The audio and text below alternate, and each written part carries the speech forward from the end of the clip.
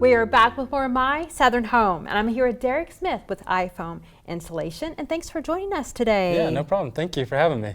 So I'm excited to have you on the show because Yes. a lot of people don't know what foam insulation Sure. is. Right. Well, it's a spray polyurethane. There is open cell and closed cell foam. There's two different types of foam, and you can use in two different parts of the home. So lots of times with insulation, we hear the word R and a number behind that. So what does that mean to homeowners? Yeah, so insulation is basically graded off the R value. It is a transfer of heat. But what R value doesn't account for is the actual air sealing that spray foam provides. You do want to go off the R value to get to a certain point of insulation in your home. So it is credible, but air sealing is the main point that spray foam provides. So when a homeowner is either building a home from the ground up or they're remodeling a specific space in their home and they're adding insulation, what are some of the things that they need to look for as far as longevity of keeping that space tight? That's a great question. So when are you ever going to open up the walls again in your home? You know, hardly ever, if ever, hopefully.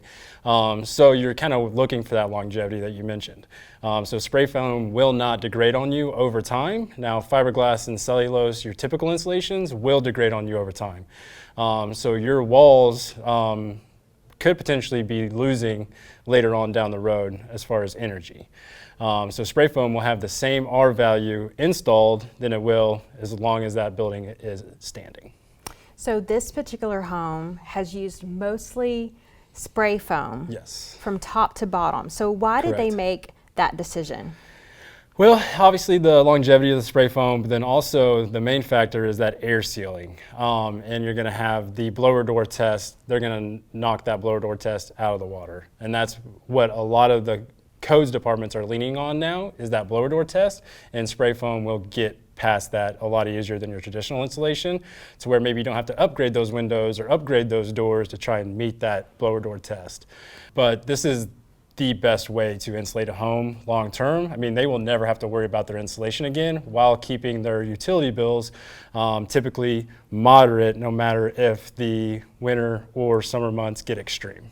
So let's talk about cost of traditional insulation, the kind that's blown in and the stacks that people see inside the walls. Yes. Are you seeing a lot of people do a mixture of spray foam and traditional because of the cost factor?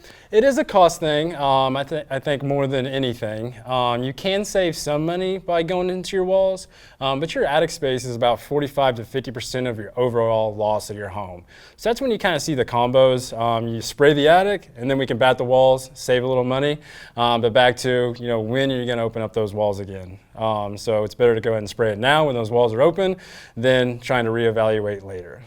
So insulation is something that homeowners don't typically think about when they are dreaming about their new home or their new kitchen, right?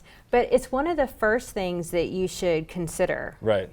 Yeah, if you're looking to keep those bills low, this would be the best way to go about it, is to really evaluate your insulation. You can put in the most modern HVAC system that you could possibly get. It's still not going to perform the way that it should if the insulation isn't the way that it should be. So your insulation is very important to your home. So where in that conversation, when you're starting the process, does the decisions about insulation happen? I would say when you start to get into those HVAC talks, because if you sprayed a home like this where you have spray foam from top to bottom, you're actually not going to have or spend as much money on a bigger unit. You can actually get a smaller unit, so you're saving money there. So it's really a conversation well before the build even begins. And when you talk about HVAC, the type of system that you use when you're using spray foam is very important because of that natural air that's coming in. Good point, yep. So that is something you always want to coordinate, even with your roofers as well, that you're actually going to be spraying foam. But yeah, you have to bring in some fresh air, and it's actually going to go straight into your HVAC system. Derek, when you're talking about spray foam insulation, we hear the words open and closed. What does that mean? Sure. So open cell and closed cell, both great products, both will insulate great, but really the difference is closed cell will provide a vapor barrier versus open cell will not. Now open cell will retain a little water if it got wet, but if it's allowed to dry out, it will not mold, typically like your fiberglass or other insulation. If that gets wet, it's a recipe for mold. Open cell, it will kind of dry out and kill it, and then also closed cell, it carries that vapor barrier within it. So you typically see closed cell in your crawl spaces to keep that water out, so we can basically have that full encapsulation in your crawl spaces. Now I have had some go in the walls, but more than likely you're going to see closed cell in your crawl spaces and open cell from your walls to your attic space.